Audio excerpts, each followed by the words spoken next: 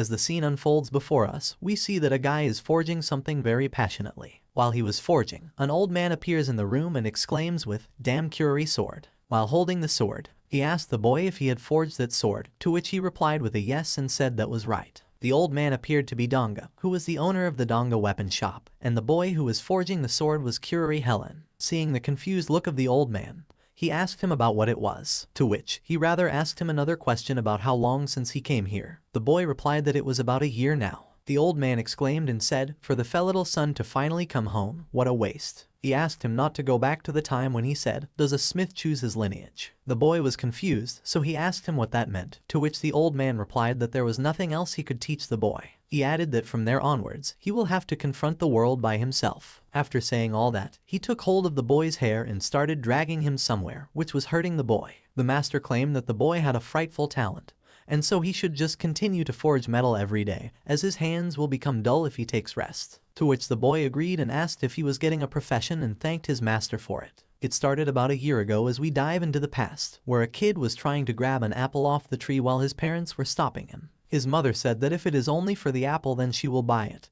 and asked him to get down immediately. The kid ignored her and as a result, he fell from the apple tree very badly. His two friends were calling his names and were trying to find someone who could call a doctor. As the protagonist fell from the tree, he recovered his memories from his past life. In his previous life, he died in a traffic accident, so he must have been reincarnated in the new world. And that new world was the game he had played in his previous world, Gensu Academy. Gensu Academy was about the female protagonist who deepens her connections with royalty and nobles while pursuing romance. The main component of the game was that the rivals act to obstruct the main character, and then only once in the whole game, a scene came out featuring the protagonist Curie Helen. In the game, despite being treated badly by the evil rich girl character for some reason, in the ending, he marries her, not as a noble, but instead as a fallen aristocrat being a poor farmer. The protagonist said that in the new life he should avoid that at all costs. Suddenly, he woke up shouting. His parents were beside him. He realized that only 3 years are left until his graduation. Seeing him like that, his mother asked him what was wrong, as he cannot move too much yet. Curie said to himself that he needs to prepare in 3 years to avoid that crappy ending after graduation.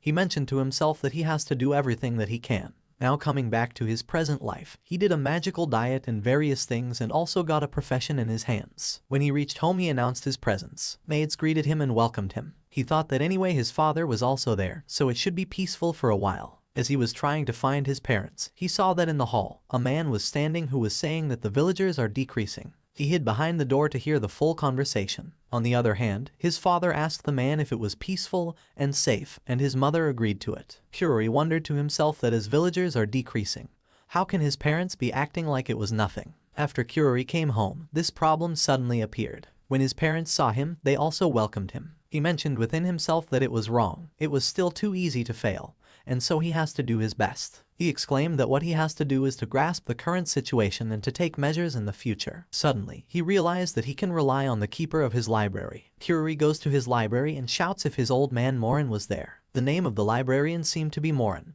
and he responded to him. Morin said that Curie has become quite lovely, to which he replied that it was because he trained as a blacksmith. Curie asked him to leave that fact aside and explained to him that he had something to talk to him about. Morin asked about what it was, to which he replied that their villagers seemed to be decreasing little by little every month. He asked him if they had any improvement plan about that. Morin nodded and said that the main selling point of that place was tourism. After all, this was the land where the first king said that he would like to die in that land as the place had beautiful nature. However, the number of tourists who come there to visit decreases year by year, and there were no special products made on that island. Morin added that if the tourists decrease, the income of the villagers also will decrease, as a result of which they will go to another land where the income is more likely stable. Curie thought that in other words, his family was in trouble. Seeing him thinking deeply, Morin asked him if he was done reading the spellbook that he gave him, to which Curie responded that it was too easy to understand, not to mention that basic elemental change. He claimed that he also succeeded in the change of the material substance and in the plant's creation. Morin exclaimed that it was expected from Curie, so he offered him another volume and exclaimed that it was the next volume from the earlier book. Curie mentioned that it was also written by Chris Helen and asked Morin if he was an ancestor or something, to which Morin mentioned that if he finds the previous book easy to understand, then that means his magic level has risen, so it may be easier for Curie. While he asks Morin if he knows who Chris Helen is. Before he could even complete his question, he noticed that Morin was no longer there and was gone. He exclaimed to himself that it was expected from Morin and added that after all, it was still vague and did not solve anything. He wondered about what he should do now. As he was thinking about Morin, he found Mary and called her, to which she recognized him. As she was carrying some sort of box, he asked her about what was in it, to which she replied that this post box contained a message from the people around the village. He then took out one of the letters and started reading. It was written that lately there had been mysterious sounds coming from the ground within the territory. He was surprised to read the letter. The next morning, he thanked everyone for gathering. He mentioned the letter that he got yesterday, and it seemed that there was a high possibility of a hot spring. He himself started digging the ground, and so did he motivate others to keep digging. As they were digging, they found something coming up from the spot, and that was it, as if it was a hot spring. Kyuri informed his father that a hot spring had gushed, to which his father looked confused. He asked his father to listen and said that the hot spring will increase the number of tourists in their Helen territory, and so the hot spring will become their next main feature. He also added that they have a new selling point, which is a big point. His father understood what he was trying to say. Kyuri offers to start making an appeal at the first prince's birthday party, which is to be held next month. On the occasion of the prince's birthday party, everyone was busy within themselves. Kyuri exclaimed to himself that it was useless as everyone wants to talk to the first prince, so he was completely surrounded. Suddenly he noticed a kid and recognized her as the second prince, whose name was Rasha. Kyuri noticed that the second prince was different from the first prince and thought that it was his chance. He tried to approach Rasha, but instead she got scared by the sudden gesture. He inquired about what he wanted, to which Kyuri introduced himself. Rasha also did the same and said that it was nice meeting him. He asked Rasha if he knew about the Helen territory and added that they have a hot spring over there if he would like to visit, to which the prince replied with a yes and asked if he was not mistaken. It was the one Toril Helen is the felidal lord of. He asked him if he could come and see the hot spring. Kyuri mentioned that of course he could come, and surely it will become a good trip. Kyuri gave him his sword as a mark of their acquaintance. The prince admitted that the sword was well made, to which Kyuri mentioned that it was his handmade one. Rasha exclaimed that it was amazing and requested him to show where he was making it. Kyuri agreed and thought that he did it and secured one person. A week later, Rasha appeared before Kyuri with his mother. Kyuri and his father were both surprised and wondered why the queen was there as well. The second prince asked them both to raise their heads and that they could act as usual. The queen explained to them that Rasha wanted to visit Helen territory, so she decided to come along with him and added that she was also looking forward to the hot spring. The queen mentioned to them the rumor had reached there as well. A moment later, Rasha asked if Kyuri was good at riding a horse, to which he replied, only a little. The prince asked him if he would like to ride the horse along with him and added that the epitome of traveling was going around as a person pleases. The protagonist had been wondering what kind of person the prince was and admitted that he was a nice person. They both started riding with their horses. While they were riding, they both realized that they went too deep inside the forest and saw that a wolf was approaching them. The prince asked him to leave it to him as he was quite good at magic. Kyuri said to himself, well, it was just one old demon. Rasha casted some magic spell and ignited the demon, but to the prince's surprise, he pounced on him. The protagonist asked him to get down and fired his spells too and was successfully able to ignite the wolf. The prince was amazed to see it and added that Kyuri's level in smithing and magic were quite high. He exclaimed that Kyuri was also active in governing his family territory. The prince insisted on letting him call Akini, to which Kyuri said that it was fine, but as it might be dangerous to be there, he advised that they both should go back for the time being, and then they returned home with a smile. But there was one thing that now the protagonist understood. There were too few places for people to visit. Suddenly, a woman appeared on the scene and asked Kyuri if he had called her for something, to which he replied that it was nothing. And a few days after that, he was looking for new tourist spots. While exploring, he found a waterfall and claimed that the waterfall was okay and decided to search for the next spot. Then he found a lake whose name was Kiri, and it was a nice lake. He admits that he just did not know as there were various places. A villager appears whose name was Lotson. He mentioned to the protagonist that the Ronker Falls, Kiri Lake, and then that place. He explained that he was there on behalf of the villager who just wanted to thank him for his hard work. Hearing the villager's kind word, Kyuri exclaimed that instead he should thank the villager as it was Lotson because of whom he learned so much, and also added that it was kind of a countermeasure. Moreover, it felt reassuring when he brought someone who can be relied on. Kyuri got emotional saying those words, to which Lotson asked him if he was okay. The protagonist replied to him that it was nothing. The next moment, the protagonist can be seen trying to break an apple inside the library. He succeeded and exclaimed that finally, he was able to do it. Suddenly, Morin, the librarian, appeared and inquired about what he was doing there, to which the protagonist replied that he was practicing the magic tool application from the spellbook 2. Morin asked him if he was trying to practice using those apples. Kyuri tries to explain to him, saying that he wondered if he can extract honey-like liquid from the apples by using the water substance change. Morin insisted that his theory was already good and added that Kyuri needed to grasp his magical powers by his own place, as it will not be grasped in an instant. It was difficult to maintain magical power. After all, there were also only a few who could do it. The protagonist could see what Morin was trying to say. The librarian instructed him that he was already a good user, and by saying that he handed him a book. Kyuri thanked the librarian and he wished him good luck and disappeared. The protagonist thinks that he seemed irregular, but he already did it that far. He wondered if he should taste the apple, as it now was a magical one. He realizes that it might be a terrible idea. After eating that apple, mana overflowed through his body, and now he was invincible. Kyuri started celebrating his success and exclaimed that he did it. At the same time, at Helen's residence backyard, a man asked the other if there was really a treasure of the first king in such a place, to which the other nodded with a yes. The man was confused about the sole record in that country's history, a blank land. The other guy tries to explain to him that it was in that place that the first king liked it so much. Later on, we get to know that the two men were the famous thieves, Dark Shadows, and were aiming for the treasure. They opened the gate and found a chest on the ground. They wondered if it was the real chest. On the other side, the protagonist had already heard them and was there to protect the chest. He mentioned to himself that there were only two thieves. He confronts the thieves and exclaims that the newly improved Almighty Kyuri will teach them 2 lessons. By saying that, he quickly casted a water magic spell. The 2 thieves were confused and did not know what it was. Suddenly, one of them realized that the floor had turned into a swamp and the other was not able to even move. Seeing them like that, Kyuri rejoiced. He asked them about what they were thinking, to which one of them replied that to get caught by a guy like him, his companion was confused. The protagonist opens the chest and sees spellbook 5 in it. He pondered why it was there. He learned the magic apple's potential anyway, so he should try it with weapons the next time.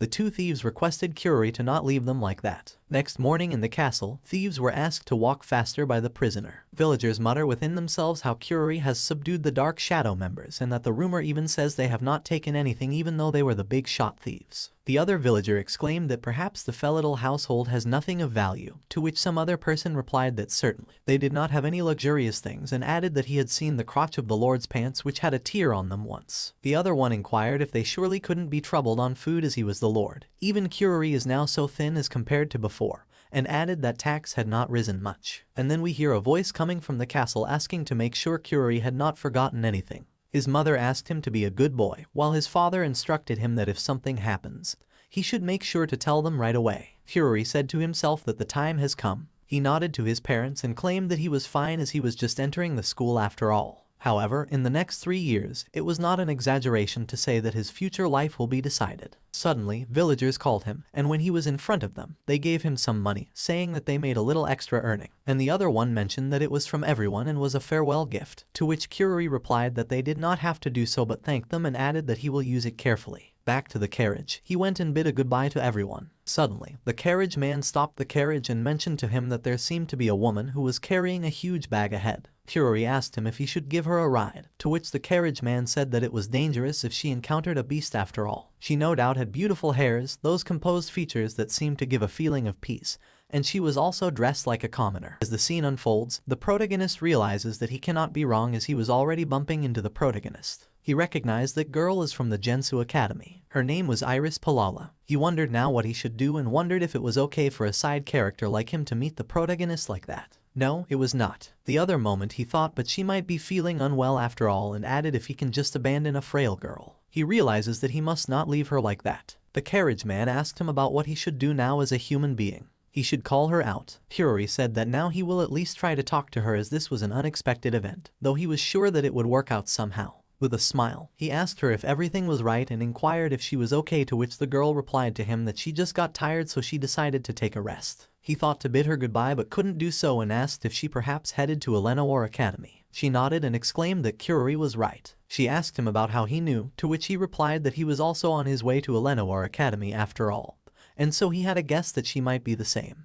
The girl instructed him not to worry about her and exclaimed that she will be heading there on foot. She also thanked him for showing concern for her. Kyuri wondered if she thought that he was suspicious. On foot, though it will take half a month, he kicked her in his thoughts by saying maybe she had brought extra food. To think of it, Iris came from a fairly poor family in the original. Even more reason why he cannot ignore her. But first, he needed to clear her suspicions. He introduced himself to her as mentioned that he was from the feudal house of Helen. She was surprised to hear that and confirmed it if by Helen he meant the holdings with the hot spring. He cleared her doubt and asked if she had visited it, perhaps. In his mind, he rejoiced that she knew about hot springs. The girl replied that no, visiting the spring of Helen was a dream of hers. Then she decided to go with Kurori. He realized that she was carrying a lot of luggage, and it was good that she got in easily. The girl thanked him for letting a commoner like her to ride a carriage and that for it one day she will repay him. Kurori asked her not to worry about it and added that in fact, traveling all alone by himself would have been boring, so she is the one who is helping him out. He asked her if she would like to talk about the hot spring, to which the girl rejoiced and agreed. Kurori started talking about it by claiming that the hot springs of Helen were mostly good for the skin as it makes the skin smooth and white.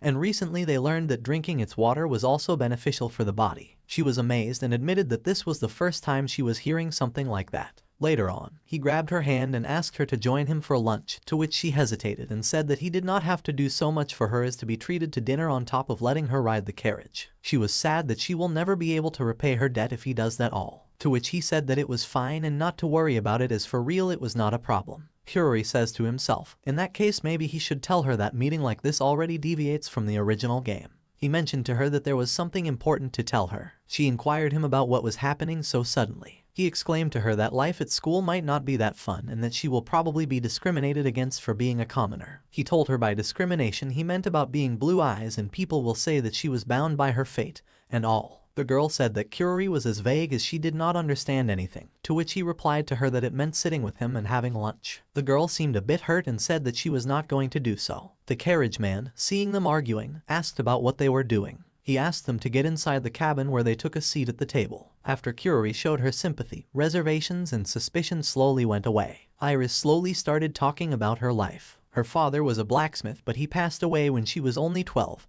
and since then she was living with her mother and 5 siblings working on the fields because of the high taxes. They could barely manage. Apparently she wanted to support her family on her own by letting her attend the school. She mentioned to him that she was happy that she got accepted to the school but added that she felt lonely while leaving her home and that she still felt uneasy, to which Kurori replied to her that it will be alright and he knows that she will do just fine there. They kept talking about the gloomy subject and wondered if she was feeling okay. He decided to brighten her mood with interesting stories about his father. As the carriage suddenly stopped in the middle, Iris wondered what could have happened. The carriage man informed Kurori that there was some trouble up ahead. Kurori was confused about which trouble he was talking about. He saw some monsters ahead and realized that Iris was attacked by those monsters and that she was in trouble because they took her important entry permit. Thus she wanted to help them because they offered a reward, to which she nodded. After listening to all that, Kurori could not just decline and decided to prepare the sword. As they went deeper, Kurori asked Iris to duck as there were 2 wolf-type monsters. He exclaimed that not to drag, but he could deal with them even from that distance. But if he were to do that, then she will say that she has not done anything, so she cannot accept the money. So he asked her if she could hit them with magic from that position, to which she replied to him that probably not as they were too far away. Kurori decided that then he will take one down from over there and the other should rush to them to attack. Iris then completed by saying that she will finish that one and added that she could do it. Kurori casted some magic spell and added the property change of water, and that of ice. He created the ice arrow, then got with a magical gust of wind and fired at the enemy. She was amazed to see him doing so well. Suddenly Kurori reminded her that the other was coming. Then she defeated the other wolf monster with her sword and chopped its head off. Kurori exclaimed to himself that she was as fast as he expected from the protagonist. He congratulated her that she did it. Suddenly, he noticed that she was crying as her sword broke during the fight. He offered her a new sword, but she mentioned that her mother bought it for her from her hard-earned money, to which he then offers to repair it for her and asks her not to worry about it much. She stopped crying and asked him if he could really repair it for her. Kurori said that of course he could do that. As the scene unfolds, we see the story of avoiding the fallen ending truly begins. In the academy, a teacher announced that new students enrolling were in the dormitory and that they can fill out their papers here, to which students nodded.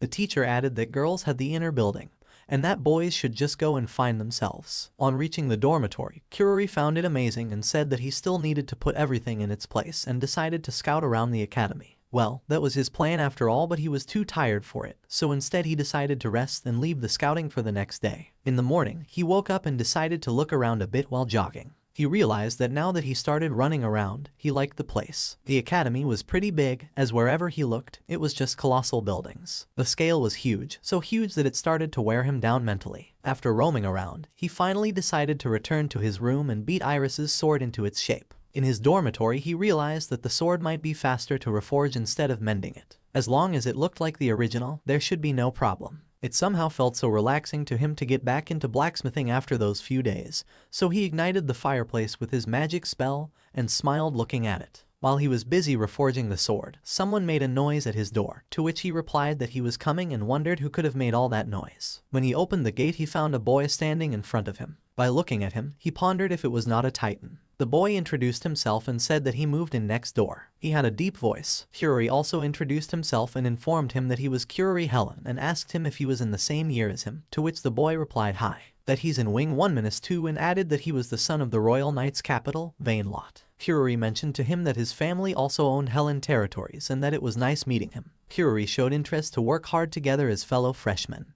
But there came no answer from the Titan boy. So Curie asked him if there was nothing else, then can they talk again another day, to which the boy bid him goodbye and slammed the door too hard. Curie admitted that he was a little awkward around the people, and now that was over, so it was time to make some swords. Suddenly, the Titan boy opened the door again and apologized that he was there again. Curie asked him what it was about, to which the boy apologized about his last behavior in the conversation and added that he forgot to hand over something. He gave Curie something, to which Curie admitted that he would have loved to give him a return gift. But at that moment he had nothing to give. Titan boy asked him not to worry about it, and he exited the room the second time. As Curie made his way back to his cluttered workbench, the same young boy reappeared, this time offering a heartfelt apology for inconveniencing him once again. Curie couldn't help but marvel at the boy's ability to engage in a conversation from behind a closed door. Intrigued by the boy's presence, Curie listened as the boy shared his personal story. The Titan boy started explaining about his past as he had spent his childhood yearning for strength, diligently honing his skills with a sword, just as his father had instructed. The boy's quest for self-improvement had led him to the academy, with the hope of molding his character and becoming a valuable member of society. However, once he arrived, he found himself adrift, unsure of his purpose and how to navigate the complex world around him. Curie couldn't help but remark to himself that this encounter seemed to be an exercise in character exposition, as the boy bared his soul. Returning from his thoughts, Curie asked him by inviting the Titan boy to enter his room and advised him to take a seat wherever he pleased. Finally, Curie had the opportunity to see the boy's face, yet he couldn't shake his sense of uncertainty about what he should do next, now that he'd welcomed him inside. Curie couldn't help but wonder why he had led the boy into his room and why the boy chose to stand directly behind him without uttering a word. The silence between them grew palpable and awkward, and Curie did not know how to break the ice. The young Titan's positioning directly behind him certainly didn't help matters. Curie thought that it seemed like the most inconvenient place to initiate a conversation. As Curie continued to judge the giant Titan boy while working on his sword, at last the boy finally broke the silence with a simple question. He inquired about the purpose of why Curie was busy hammering on a sword, to which Curie said that he was just trying to fix that hammer for his friend and was trying to reforge it so it looked original but was better than the old one. He was confused and was continuously thinking about what could be going on in the mind of Vane. He pondered if the Titan boy would cut him down if he messes up with his answers. Will the future knight captain throw him away like a piece of trash? He replied to the boy that he was in the middle of fixing his friend's sword. Since he was doing it, he would like to return it to a better state than it originally was. Also, he could sit next to him while they talk. The boy apologized about that and admitted that he was a bit slow when it came to such affairs. He continued and advised Curie that if he notices his rude behavior, then not to hesitate to point it out. On hearing the boy, Curie exclaimed that he was just a gentle giant after all and offered him a stool to sit on. The giant appreciated Curie for thinking so much about his friend's sword and referred to him as Mr. Curie, to which he asked him not to call him Mr. as they were of the same age and advised to drop the formalities between them. The boy said that he did not mind it and agreed. Curie asked about what his hobbies were, to which the boy replied that it was nothing in particular. So Curie asked the next question if he had any favorite meal. The giant claimed that he never rated the food on whether he liked it or not. Hearing such answers from him, Curie said to himself that he did not give a damn about it. Because of that, he should leave. He realized that the giant was a good person, but he cannot keep the conversation going. It will take quite a few chapters to stop being reserved around each other, and the giant was not the person who leaves without being asked to, but Curie could not bring himself to send him away. On the other hand, the giant exclaimed that he was getting hungry. That was it, as Kyuri asked him to have lunch and mentioned that after they had their fill in the cafeteria, then to call it a day. The next morning, the giant appeared again, so Kyuri asked the giant if he was early and if he was not vain, as he was probably waiting for the first light. He asked the giant to come in. Since yesterday, Kyuri kept his company, so he wanted to take him somewhere to show his gratitude. He mentioned that they could have breakfast over there too. Kyuri exclaimed that it was unexpectedly friendly. He replied, that sounded nice to him and he will be looking forward to filling his belly. While they were both talking, someone knocked on the door and opened it. Iris was there at the door, so Kyuri asked her to come in, and they wished each other a sweet good morning. She was worried about whether she did be allowed inside the boys' dormitory, but since school had not started yet, so she just went ahead and came over. Suddenly, she was shocked to see the giant boy, who introduced himself and said that he was Vane Lot, to which Iris also did the same awkwardly. It looked like they were already introduced, so Kyuri informed her that Vane wanted to take them somewhere that day. He asked her if she wanted to come along with, as he thought that if she was there, the non-existent conversation could flow. But to his disappointment, she refused by apologizing, as there was the library in the academy where she could read all the books which she wished to, and that she was really looking forward to checking that out. Kyuri exclaimed that it was a darn shame. She added that she would be happy if he would invite her next time, which reminded Kyuri that he finished fixing her sword, to which she thanked him and informed him that she sent that gold coin back to her family. Seeing them so friendly, Vane asked about the relationship between them, to which Kyuri replied to him that they ended up traveling together to the academy. The giant admitted that he thought Iris was a true beauty. They all were surprised to hear him say that, and Iris admitted that it was the first time anyone had ever called her beautiful. So she thanked the giant for it, to which he said that he stated the obvious. Kyuri wondered if they were taking the conversation in that direction, and if Vane was among the boyfriend candidates. To think of it, he was a natural swooner. Vane asked them to depart, to which he agreed, so they started riding their horses. Suddenly, Kyuri saw a cute-looking sheep on the back of Vane's horse. Vane thought of treating him with that, to which Kyuri asked him if they were going to roast it, and admitted to himself that normally he would not be too much into it. But in that vast field of grass, it might not be too bad. In the north, crops barely grew, and as folks there do not eat any vegetables, Kyuri thought that he had heard about that before. Vane continued that so-called human ingenuity led people to eat raw meat. By consuming raw meat, it was possible to attain the necessary nutrients, which normally were found in plants, and that's how the people of the northern land lived. It fascinated Kyuri, though Vane informed that they were known for rarely falling ill and their long lifespan. Kyuri realized where the conversation was going, as the giant wanted him to have a taste of it, to which he pleaded to himself to go home. He added that the story alone was more than filling, but on reaching the place, Kyuri found it a beautiful place. He exclaimed to himself that if it were not for the tragedy that was about to happen, he himself might have shed a tear or two. While Kyuri was regretting his decision, the giant butchered the sheep and claimed that it was a fine sheep with a well-north savoring. He kept the sheep facing Kyuri, to which the protagonist thought within himself and asked the sheep to not look at him like that and said that he did not have the power to save that sheep. The giant took out his knife and butchered the sheep, but to Kyuri's surprise,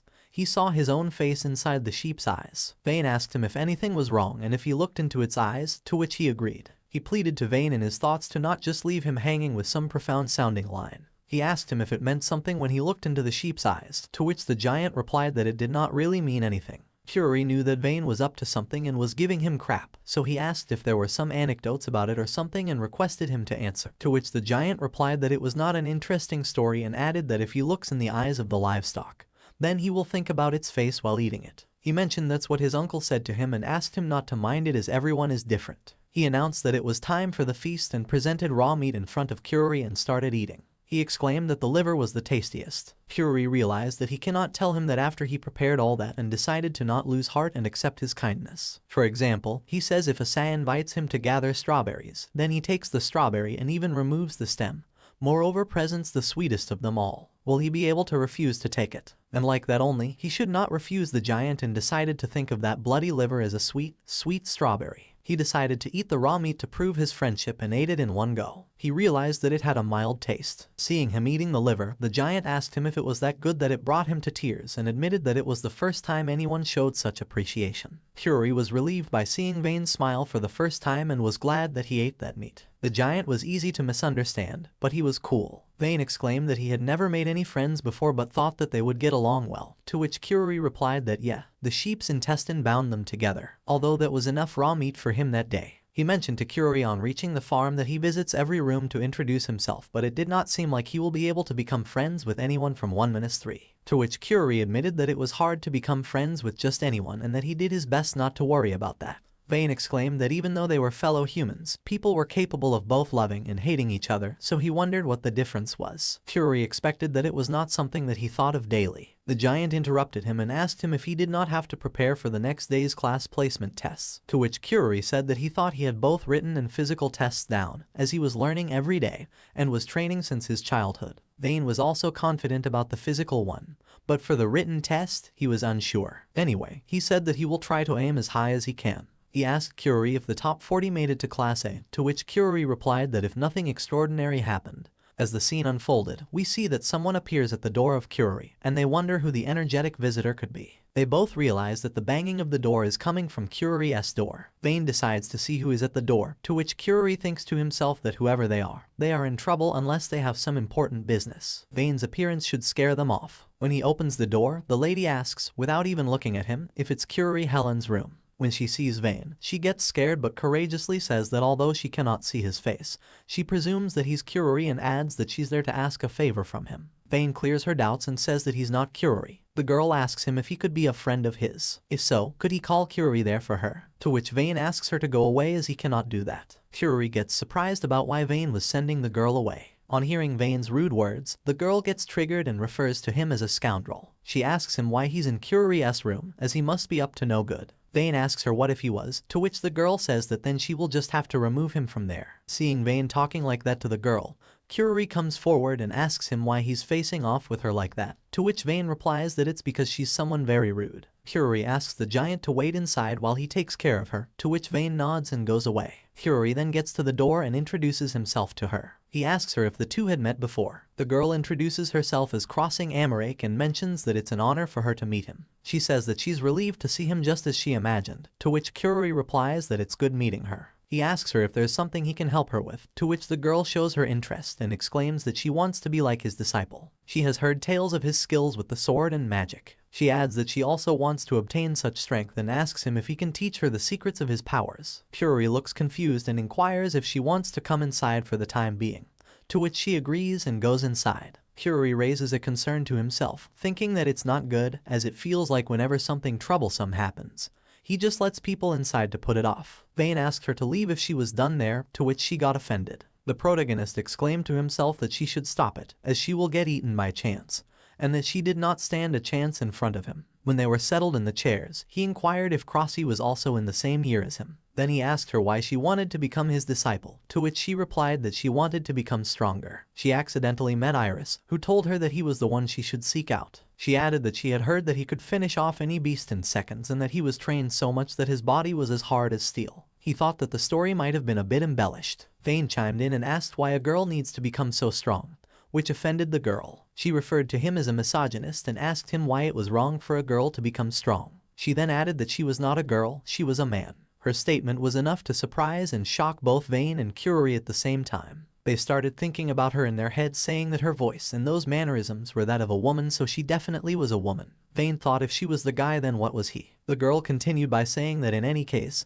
she wanted to become stronger, but first, she would like him to instruct her on what being strong really meant. Kyuri mentioned to her that he could tell her the things he had learned, but that was all, and asked if she was okay with it. She rejoiced and stated that, of course, as she hoped for it. Vane then agreed to accept her as a disciple, to which the girl said that she would devote herself fully, even if she must overcome the limits of her body. She swore that she would make his technique her own. She admitted that he was doing a great honor to her, so she thanked him for it. Vane chimed in again and commented that if she wanted to be strong, then she should train her body first, as with her frame, even if she can learn magic, swordsmanship will be difficult. The girl got offended and asked him to hold his tongue, as she did not like him ordering her. She mentioned to him that she was the disciple of Kyuri, not him. Kyuri asked both of them to calm down, to which the girl agreed and asked if they should start training from that moment itself. Kyuri asked her to train her body first and asked Vane to stop staring at him like that. He wondered if the giant was in love with him. Besides, he was planning to say that from the start for real, and also wished not to get eaten by him. The girl, seeing that her master was in thought, asked him if there was anything specific that she should be doing.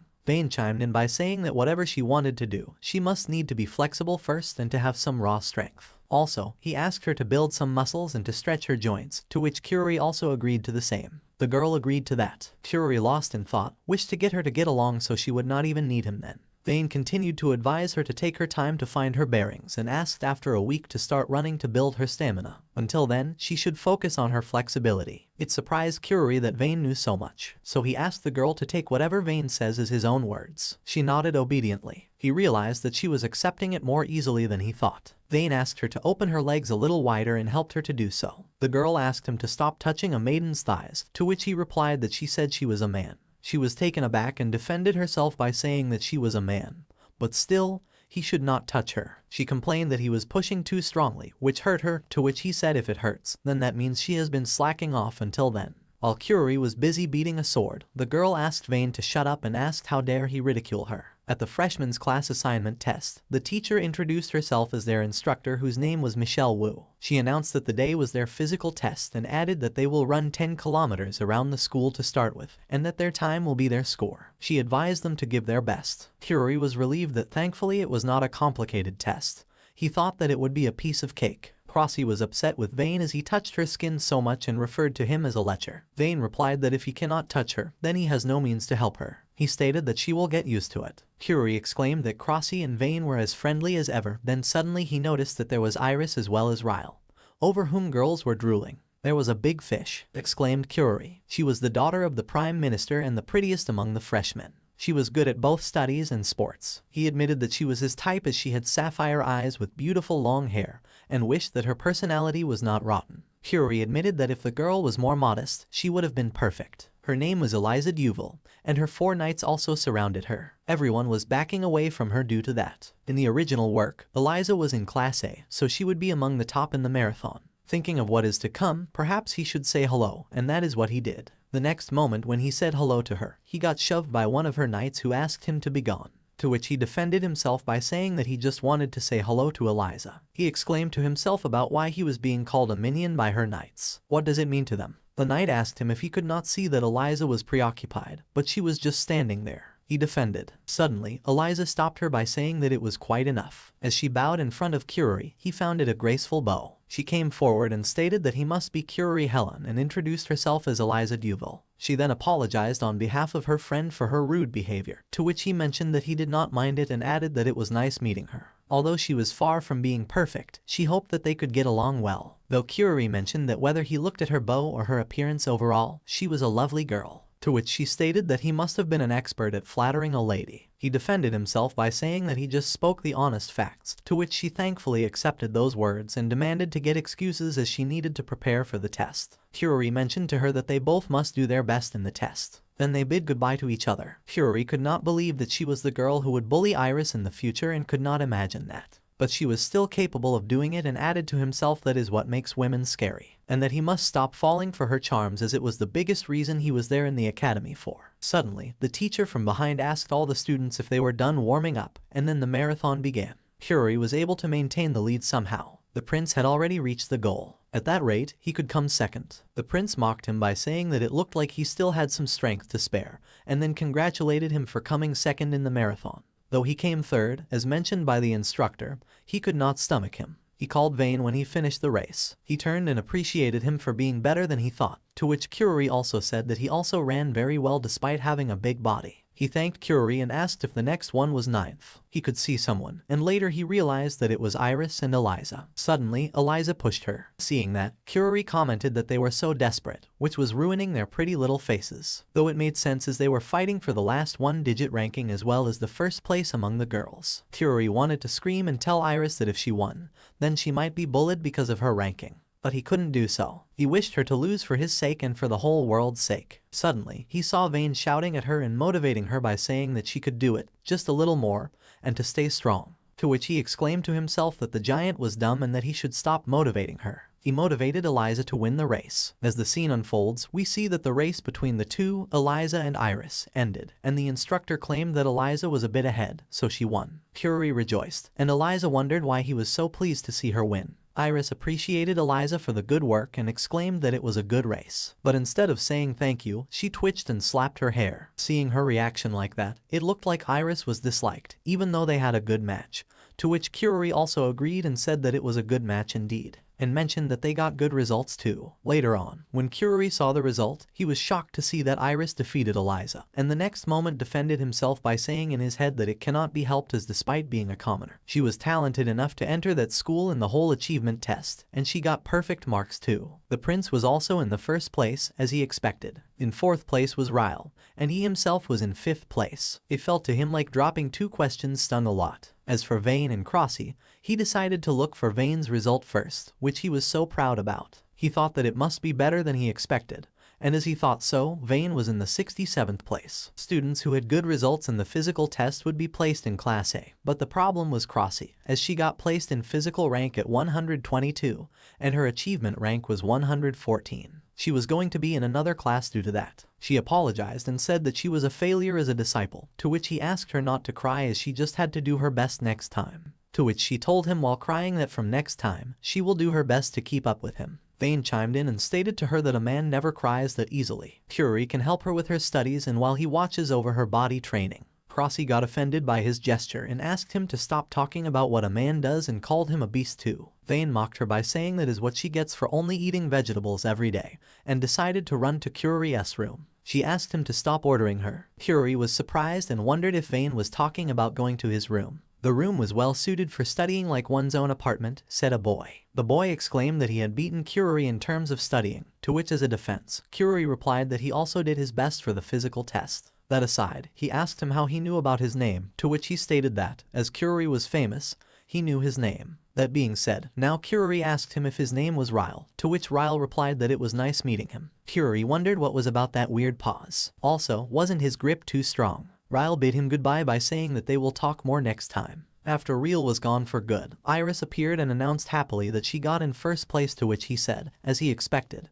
and added that in the future too, she will do great. Granted, he was expecting one hell of a thank you once she became successful. She asked him to leave it to her, and he mentioned to her that he is counting on her for it, saying that she bid him goodbye, which left him pondering if she was going to the library too. He realized that he also should go back before those two wreck his room. But the next moment he remembered that there was still one person he definitely had to see first, which was Eliza. The other students were too scared to get close to her. He wished that she could realize the situation she was in. But still, if nobody mentions that, then he had to. So he asked her straight away why she made a long face. In return, she turned away and there came no answer from her or any of her minions. They seemed to have something to say but were trapped in front of her. He also noticed that the girl who called him a minion that day was also gone. He decided to be casual and asked her was it not great that she got 499 points, as it was not going to change that she almost scored full marks. To which she replied that she did not know the official name of vitamin C by saying that she ran away crying while Kyuri tried to stop her. He asked her to wait, but it was all in vain. He realized that Eliza also made the same mistake, as he did not know either. He also never thought that the official name for vitamin C was ascorbic acid. Ascorbic acid was a naturally occurring organic compound with antioxidant properties. It is a white solid, but in pure samples can appear yellowish, and it dissolves well in water to give mildly acidic solutions. And he was finally done and made a good sword later on. He looked at the sword and asked himself if it was not a masterpiece and decided to test it when it was done.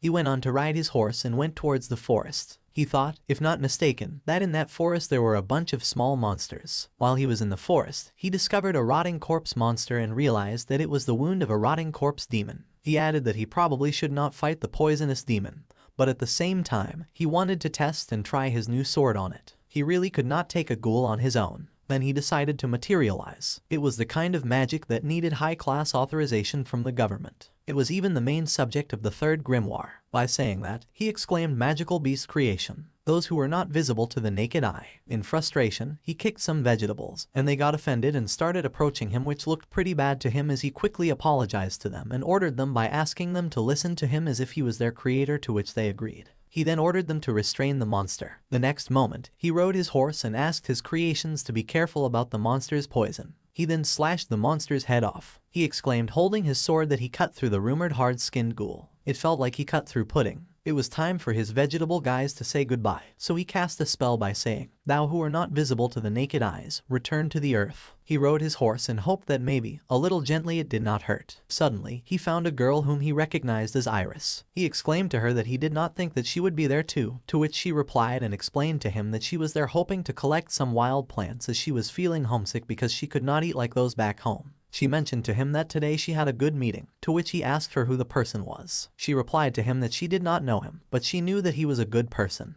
It was funny that she did not know him very well, yet she referred to him as a good person. To this, she stated that if they really were the gentle person she thought they were, it might be nice to settle down together one day. Kyuri was sure that he should meet the person who revolved around him. Originally, in the game, there was one person who appeared in the school and supported Iris and became an important friend of hers, but he was not able to see the face of that person. Coming back from his thoughts, he stated that if it was someone that she judged to be a good person, then they probably were. But it was still better to take care, just in case. To this, she replied to him that she would be careful. Then Kyuri mentioned to her that he also had a good meeting with someone. She announced that they both had good meetings today, but she said that he looked kind of lonely. He asked her if he looked like a loner and later exclaimed that she was probably right. She continued by advising him that maybe if he talks, then it might be easier to organize his feelings. To which he replied that it was not enough to just talk about it, but it might help. On that note, she asked him if it was a fight, to which he said kind of. She instructed him that then he would have to make up if he fought. He took it as motivation. While riding the horse, he claimed that the horse could run faster than that, as he could make it go faster. He asked her if she wanted to try, to which she agreed and asked him to make it fly. And in that way, the day ended there, and thus the next day began. It was the first step of the 3 years and he accompanied Iris. Their new uniform indicated that their school life had started from that day. It was a new start to the journey that Kyuri was heading along with Iris.